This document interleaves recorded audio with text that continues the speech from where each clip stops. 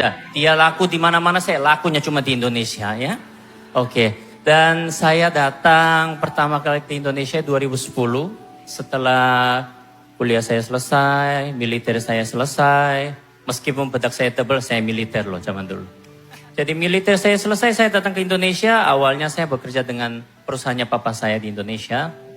Sebenarnya papa saya kan punya perusahaan, enak aja ikut papa. Kerja, duduk di kursi doang, dikasih gaji. Tapi menurut saya itu bukan tantangan buat saya. Saya pengen kerja yang sesuai saya mau. Papa saya bilang, silakan. Tidak ada 1 sen pun aku akan kasih kepada kamu. Kamu silakan cari duit. Saya jadi modeling. Catwalk modeling. Wah, modeling jalan catwalk. Kelihatan enak ya. Saya dari jam 6 pagi sampai 10 malam dibayar 250.000. Awalnya mikir, kok kecil ya duitnya. Tapi gak apa-apa, kan saya yang mau. Akhirnya saya kumpulin duit sampai 6 juta. Akhirnya saya terbang ke Jakarta. Saya ditawarkan jadi boy band. Zaman dulu kalau ada yang tahu, yang umur 30 sekian mungkin ada yang tahu ya, boy band saya namanya His. Yang dulu ya ada ya, dari awal sampai terakhir cuma yes, yes, yes doang gitu ya. Jangan ketawa, sakit hati saya. Lagu saya banyak yang cuma terkenal cuma satu itu. Udah gitu lip sync lagi ya. Jadi saya punya lagu itu dalam sebulan saya dipanggil seluruh TV Indonesia. 1 hari 6 sampai 10 acara. Dari terima 250 sampai per hari bisa lebih dari 100 juta. Tadi padahal Pastor bilang jangan sombong ya. Sebenarnya nanti ini jangan, ini kelihatannya sombong tapi nanti ada hasilnya. Nah, per hari 100 juta. Meskipun member kita bagi-bagi, manajemen bagi puluhan juta per hari masuk.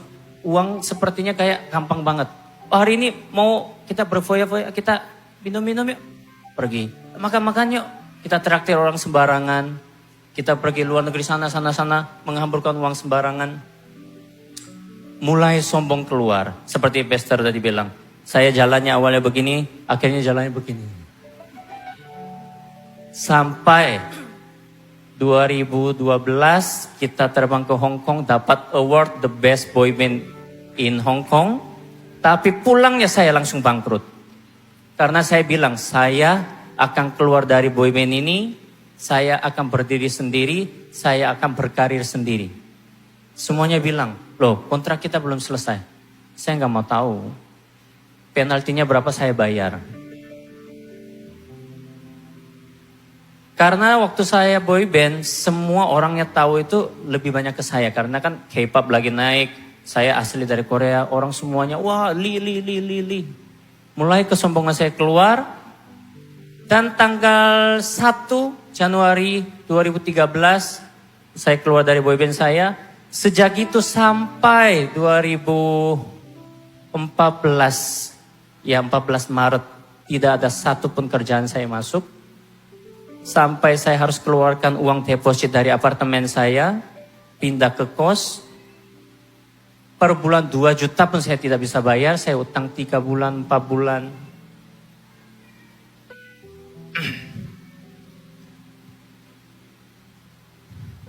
Saat itu semua teman-teman yang lagi happy-happy sama saya mulai hilang. Karena saya nggak punya duit, saya nggak bisa traktir mereka. Hanya satu orang yang menemani saya dari dulu sampai sekarang, yaitu istri saya, dan dia mulai kasih tahu. Beb, coba deh kita kalau gereja gimana? Saya bilang, gereja bisa kasih apa? Sombong, masih sombong, udah bangkrut sombong lagi. Gereja bisa kasih apa? Ya, tapi saya ikutin gereja. Oh iya. Terus dia kasih tahu pelan-pelan. Beb, coba perpuluhan. Perpuluhan? Udah uang gak ada, perpuluhan gimana? Kalau perpuluhan terus nanti pendetanya dipakai uang sembarangan gimana?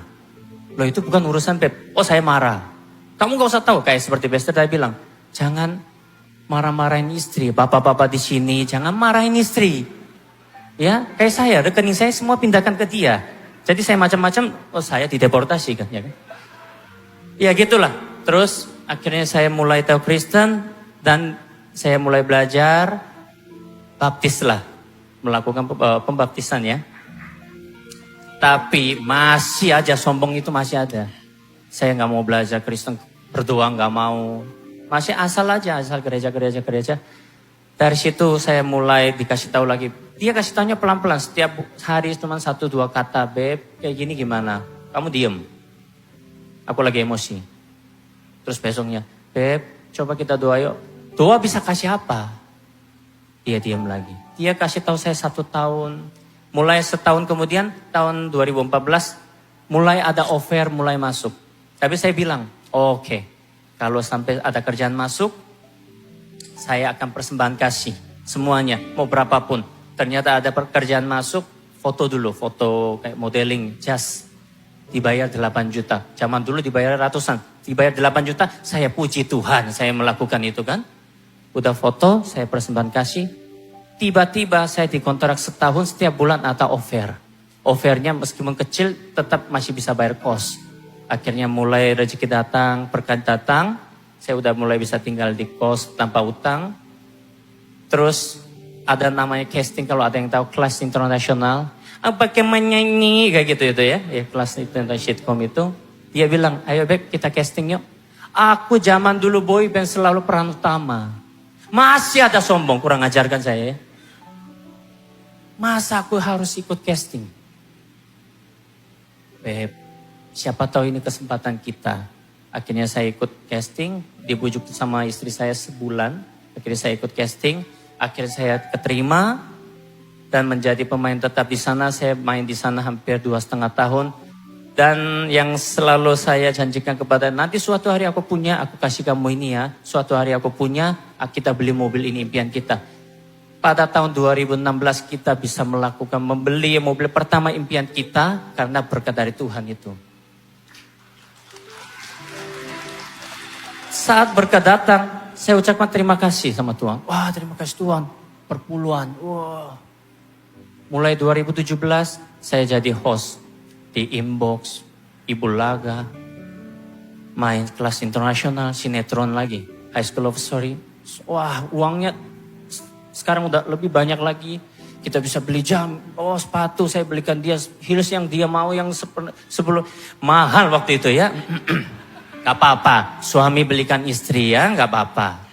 Oke, tapi saya mulai lupa sama gereja. Tidak datang gereja secara rutin.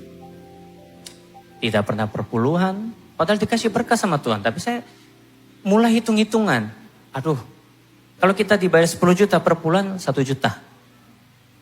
100 juta, 10 juta. Kalau 1 M, 100 juta, mikir Toyo. Loh, gak boleh mikir, mukanya jangan begitu. Kalau saya sempat zaman dulu. Jangan ketawa. Ya itulah, mulai. Tahun 2018 lancar, 2019 lancar, 2020 Corona datang. Artis enak ya di TV, hala hei apa bapak ibu ini dibayar berapa juta, berapa belas juta. Tapi demi hafal skrip itu saya semalam membaca juga, nggak dibayar duit segampang itu. Tapi saya merasa sombong lagi, kerjaan saya semuanya di cancel padahal udah dikontrak. Udah gitu 2020 ya mulai kerjaan gak ada karena outdoor gak boleh syuting.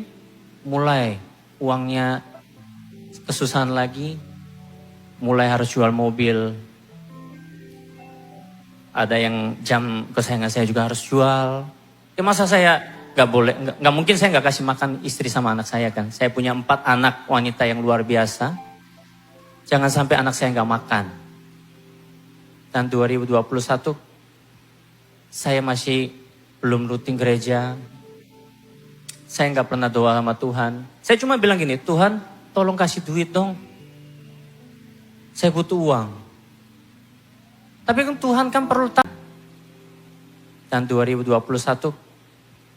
saya masih belum rutin gereja. Saya nggak pernah doa sama Tuhan. Saya cuma bilang gini, Tuhan tolong kasih duit dong. Saya butuh uang. Tapi kan Tuhan kan perlu tahu ya. Saya butuh uang buat apa? Takutnya kan saya macam-macam sama cewek lain kan gak boleh kan. Tuhan makanya gak kasih kan. Tapi saya nggak ada niat seperti itu. 2021 kita kena COVID. Padahal ada kontrak 1,7 M. Dalam seminggu semua kontrak itu batal, saya harus jual mobil satu lagi.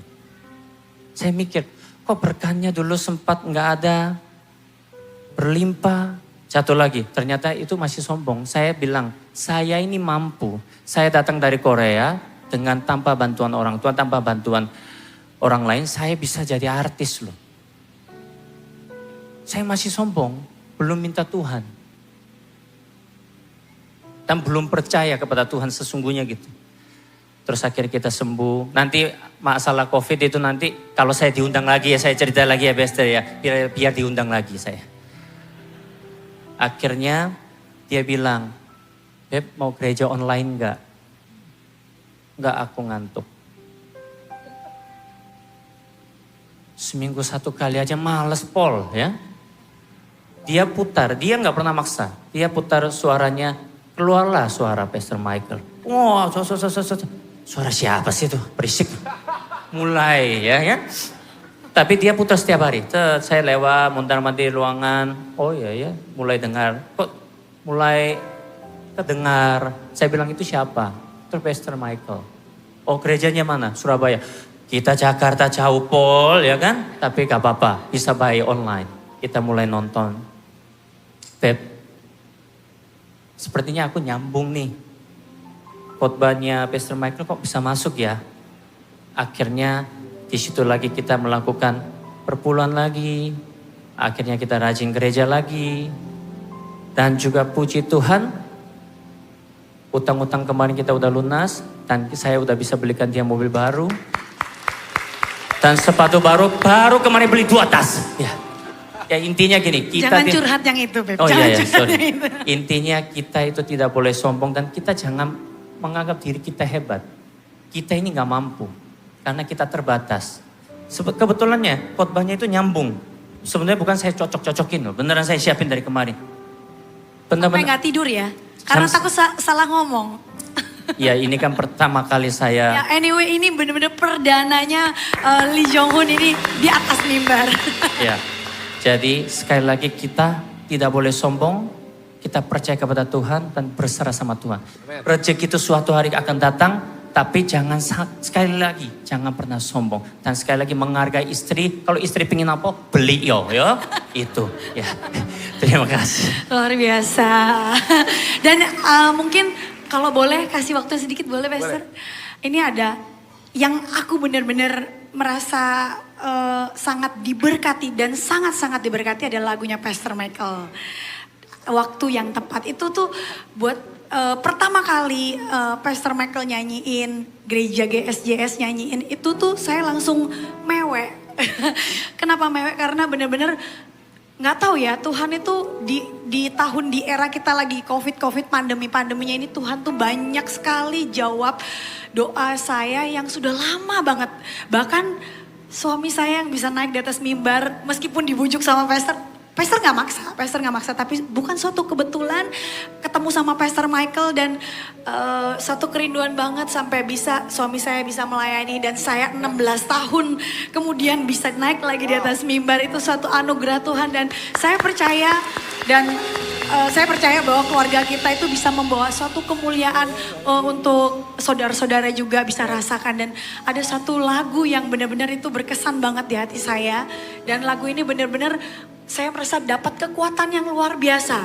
Mungkin itu pengalaman pribadi Pastor, tapi itu benar-benar menyentuh hati saya karena itu juga pengalaman pribadi saya dan mungkin juga jemaat sekalian, orang-orang sekalian yang di tengah-tengah kita ini sekalian mungkin mengalami persoalan yang sama.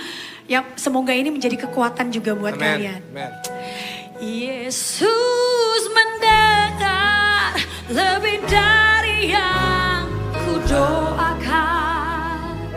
Yesus menjawab lebih dari yang ku harapkan. Dengan caranya di waktu yang tepat. Ku kan melihat Dia jadikan semua. Boleh sama sama-sama kita nyanyikan lagu ini. Yes. Selalu Tuhan menjawab doa. Kita bangkit berdiri bersama-sama Bapak Ibu Saudara. Dia beri yang terbaik di waktu yang tepat.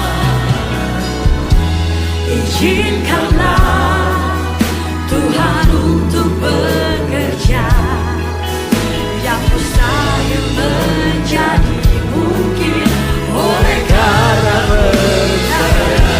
Amin.